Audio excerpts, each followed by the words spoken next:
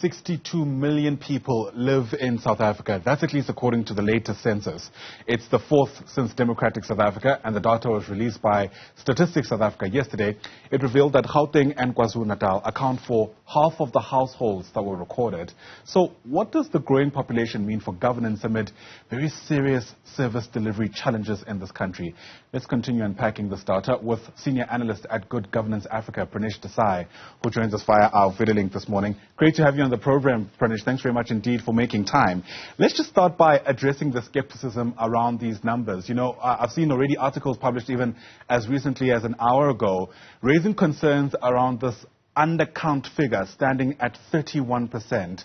For those who don't follow data the way you do, help us understand what that means and whether or not you're worried about it. Good morning, Ayanda. Great to be with your viewers this morning. So it's also important to understand that there were unique challenges that were faced by Stats.SA in collecting the data last year. And one of the key ones was that the planning process had to take place during COVID, and the actual collection of data was, still taking place in the midst of some COVID restrictions.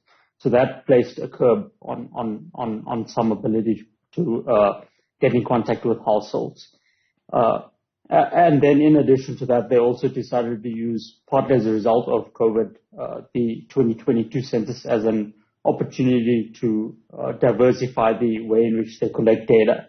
So traditionally, it was usually by phone or by household visits, but this time they also added the option of online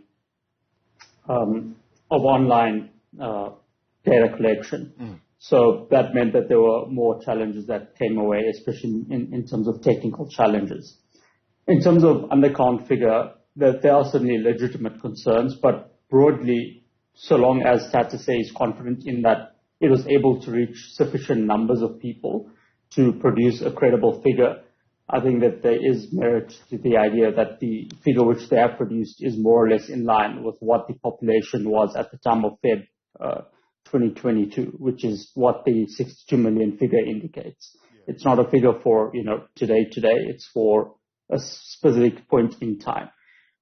So in that sense, I am confident that despite some concerns around undercounting and challenges around accessing all households, that the figure that we have there is more or less what was in South Africa at that specific point in time.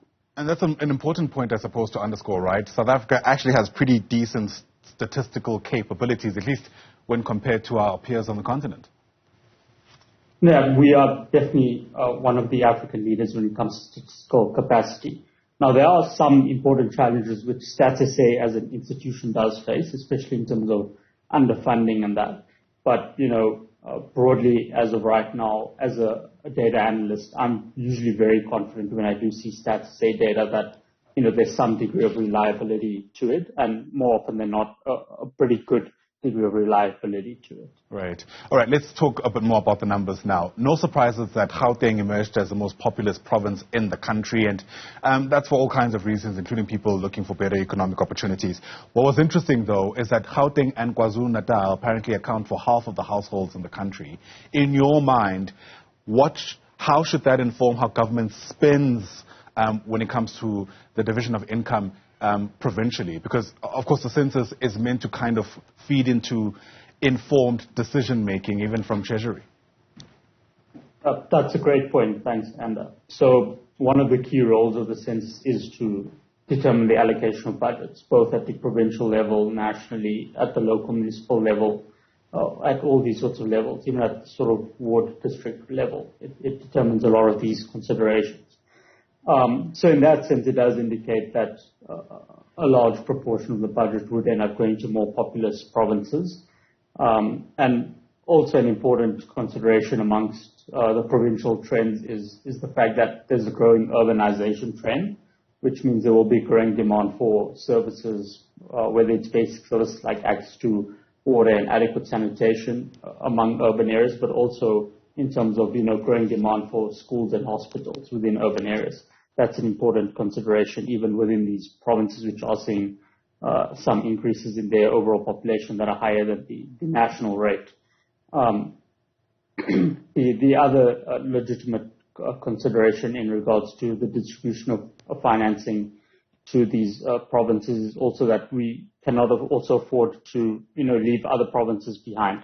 One of the drivers of the fact that, there is growing urbanization, there is, so for example, Limpopo, Mpumalanga, and one or two other provinces experienced negative net migration within the period, which means that more people are moving out of these provinces than are moving into them. And that, indicates that if we want broad-based development that delivers across South Africa, that we also do still need to keep prioritizing development in some of the provinces which have more rural areas and rural backgrounds, especially considering South Africa's history, because there's obviously a massive correlation between rural areas and where former homelands were situated. So we do need to continue to ensure that, government does prioritize uplifting people in those areas in terms of their access to basic services as well, in terms of their access to schools and hospitals. Urban migration has been taking place since we started following these numbers, and this is the fourth census in democratic South Africa.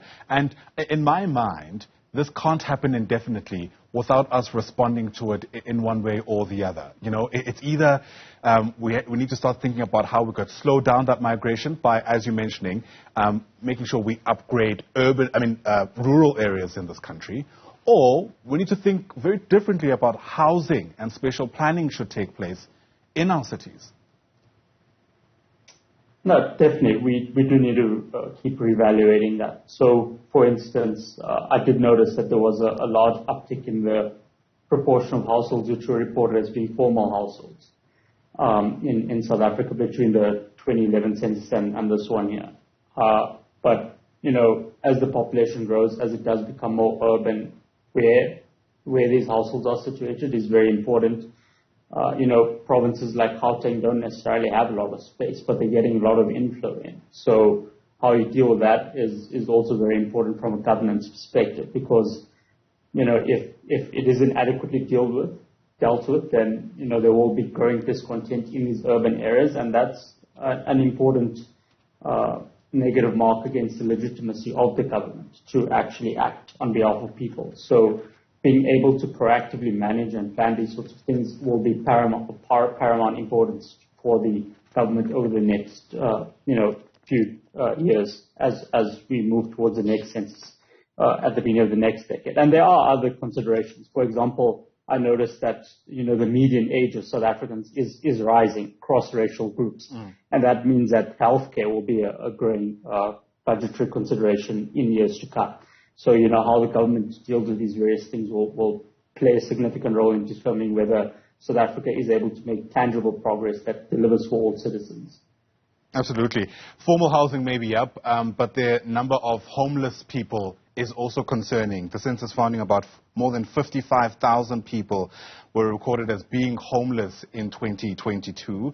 There are all kinds of issues related to this, right? Outside of the human rights concerns, it's also lost economic potential, and in some ways actually feeds into the crime troubles we have in many communities. It absolutely does. It does undermine social cohesion when you have such large segments of the population homeless, especially in urban areas where people are closely approximated to one another. It's also a stark highlight of inequality. So, in that sense, the fact that the census does highlight the ongoing need for economic and consistent economic development in South Africa is very important. One of the roles of the census is also to inform us as researchers as well as the media about where things are standing in regards to these things, so we can hold the government accountable for the promises that they have made, and sometimes acknowledging where progress has been made, but also motivating them to go further, because at the end of the day it is important that South Africa fully develops in the way that was envisaged when we were born as a democratic nation nearly 30 years ago now.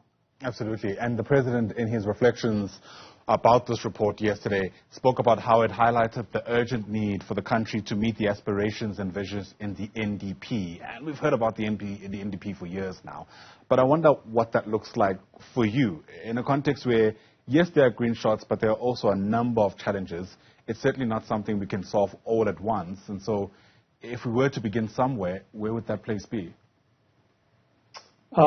So there were some concerning things that I picked up in the census. So, for example, I think there was a statistic around a proportion of households which have no access to basic water functions, and I noticed that it was pretty similar from 2011 to 2022, around just under 9%. And that's a concerning thing. Why hasn't that number dipped? What is true is that there was a growing proportion of people overall who already had access within their general sort of property area, who more of them were able to access it in their house instead of in the yard. So that's important. But you still have that 9% who have not actually seen many meaningful improvements in their day-to-day living in that regard. So that's one area of opportunity. As I mentioned earlier, the issue of healthcare will become increasingly prominent as time goes on.